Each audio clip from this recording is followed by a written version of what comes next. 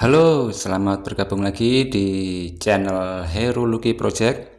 Untuk project hari ini adalah proyek untuk membuat bumper ARB untuk Toyota Innova Reborn atau Toyota Innova 2GD. Dan untuk video kali ini cukup singkat sekali, cuman sekitar belasan menit ya.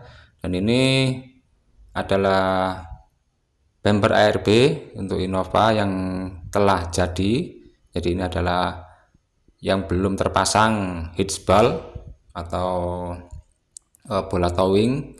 Nanti di akhir video akan saya tunjukkan video lengkap sampai ada bola towingnya. Jadi untuk sebelum memulai pembuatan ini kita harus memotong plat ya. Jadi plat ini adalah plat dengan tebal 5,5 mili yang sudah saya pola dan saya potong membentuk pola untuk kaki bracket ya, untuk kaki bracket yang di body. Ini yang di body bodinya bumper, dan untuk yang satunya kaki ini untuk bracket yang di bodinya atau sasis Toyota Innova Reborn. Oke, tidak perlu panjang lebar, langsung saja video untuk pembuatannya kita langsung ya. Jadi tidak ada proses pemotongan untuk hulu bar atau untuk batang bumper yang ukuran 4 kali 8 cm ini, karena sudah sering saya untuk membuat video mulai dari 0 sampai akhir untuk pembuatan bumper ARB untuk jenis mobil apapun. Jadi nanti akan saya munculkan di deskripsi ya untuk pola awal untuk pembuatan holo model untuk bumper ARB seperti ini. Oke. Dan untuk pengelasannya ini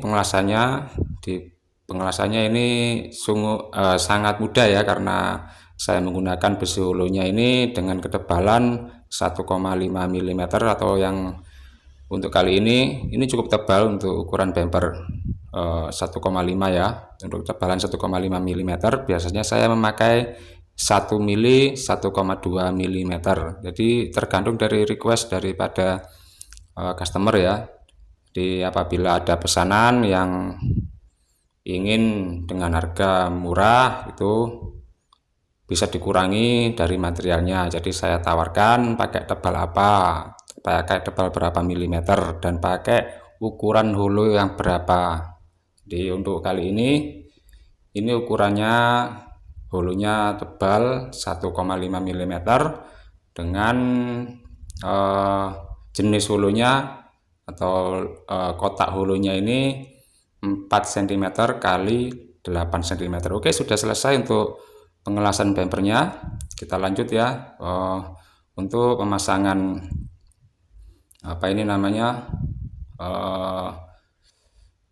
tempatnya hitchball ya. Ini tempatnya hitchball. Jadi untuk tempat hitchball sudah ada, jadi tinggal saya rangkai seperti ini. Kemudian setelah dirangkai semuanya dan kaki-kaki bracketnya juga sudah dirangkai, lanjut ke proses pengecatan. Tapi untuk sebelum proses pengecatan warna hitam ini saya epoxy filler dulu. Jadi untuk epoxy filler ini untuk cat dasar ya. Ini ada proses lagi. Jadi setelah di epoxy filler ini harus kita rapikan lagi. Jadi untuk bekas-bekas pengerjaan yang ada gelombang ataupun bekas pengelasan yang setelah digerinda ada yang kasar, tidak lolos dari pengamplasan, dalam arti apabila diamplas masih ada bekas gerinda itu harus didempul ya. Dan untuk celah-celah juga harus didempul. Jadi untuk pengecatan warna dasar ini masih lapis pertama ya. Jadi nanti saya akan melapisi satu lapis lagi setelah merapikan atau mengaplikasikan proses pendempulan. Dan untuk pengelasan kaki bracket ini tidak saya tunjukkan juga karena ya sudah sering ya. Jadi cukup saja, langsung aja videonya sudah jadi seperti ini. Oke, jadi ini saya menunjukkan bagaimana sih cara membuat bumper yang rapi dan enak dipandang. Dan prosesnya apa aja sih supaya bumpernya terlihat rapi seperti itu. Jadi saya fokus di sini adalah video untuk proses untuk merapikan ya. Jadi ini setelah proses epoksi selesai, kering 12 jam ya atau hari berikutnya, ini saya dempul. Jadi saya dempul untuk bagian-bagian bekas pengerjaan seperti celah-celah seperti ini ya. Jadi ini akan ada celah, ini harus ditutup ya. Karena nanti jika tidak ditutup akan air bisa masuk ya, air bisa masuk, jadi mengakibatkan korosi atau karat. Oke, untuk pendempulannya ini bagian-bagian yang tidak rapi saja ya, atau ada yang kasar, mungkin ada yang bergelombang, dan untuk menutup celah-celah yang ada. Oke, setelah kita dempul dan menunggu kering, barulah kita akan masuk proses pengamplasan, dan nanti setelah diamplas juga harus ditimpa lagi menggunakan epoxy filler. Oke, setelah itu kita amplas dan hasilnya seperti ini. Ini sudah saya amplas bagian-bagian yang dempulnya kurang rapi, jadi untuk pendempulan itu wajib diamplas kembali atau merapikan. Di celah-celah juga ini sudah bersudut dengan baik. Oke, dapat kita lihat ya. Dan untuk yang celah-celah bekas las-lasan ini juga kita tutup semua. Barangkali ada celah yang tidak terlihat, dapat tertutup oleh dempul, dan nanti akan dilanjut lagi proses epoxy filler. Oke, setelah selesai pengamplasan pada proses pendempulan, kita lanjut lagi untuk dilapisi epoxy filler kembali. Karena jika tidak dilapisi epoxy filler, kita tidak akan tahu bagaimana nanti rapinya bagaimana, dan apakah masih bergelombang, dan apakah masih ada timbul celah atau pori-pori pada proses pendempulan setelah diamplas. Oke, ini prosesnya sudah mulai, semuanya kita semprot epoxy filler, dan tidak cukup di sini ya. Jadi untuk menghasilkan suatu barang yang bagus itu tahapan-tahapannya itu harus dilalui semua. Jadi setelah kita epoksi, kita dempul kembali yang bagian tidak rapi, kemudian kita amplas kembali karena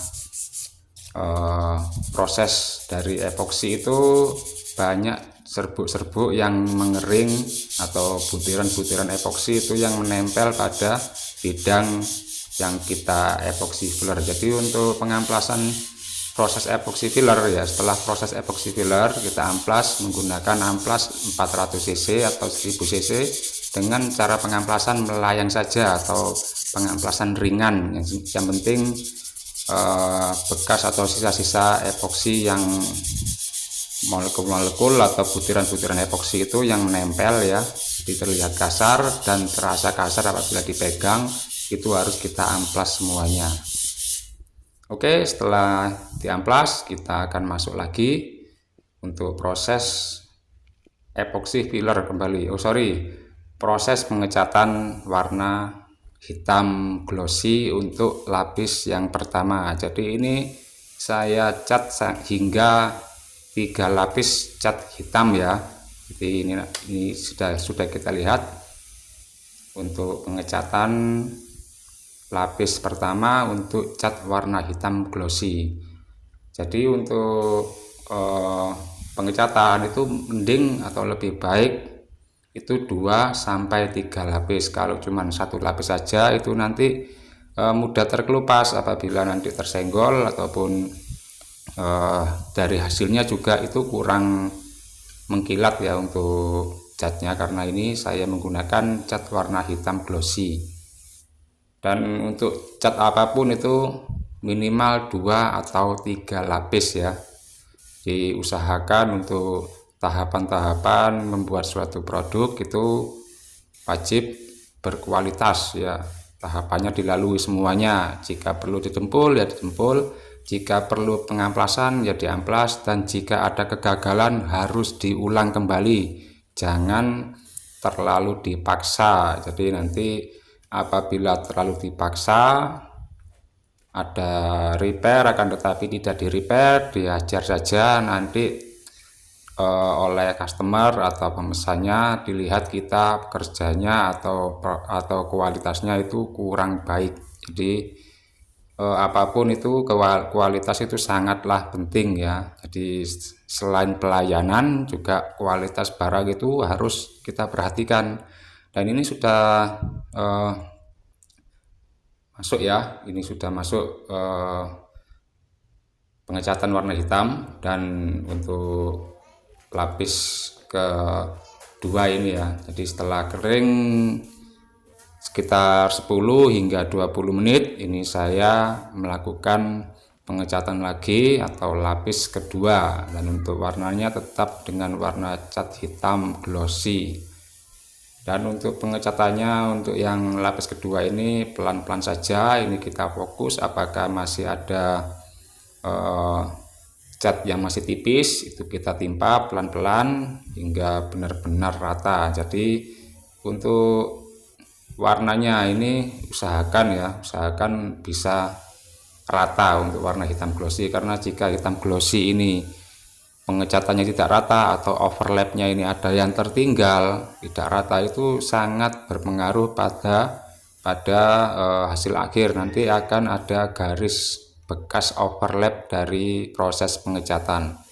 Dan untuk yang cat pengecatan atau lapis kedua ini itu fokus ke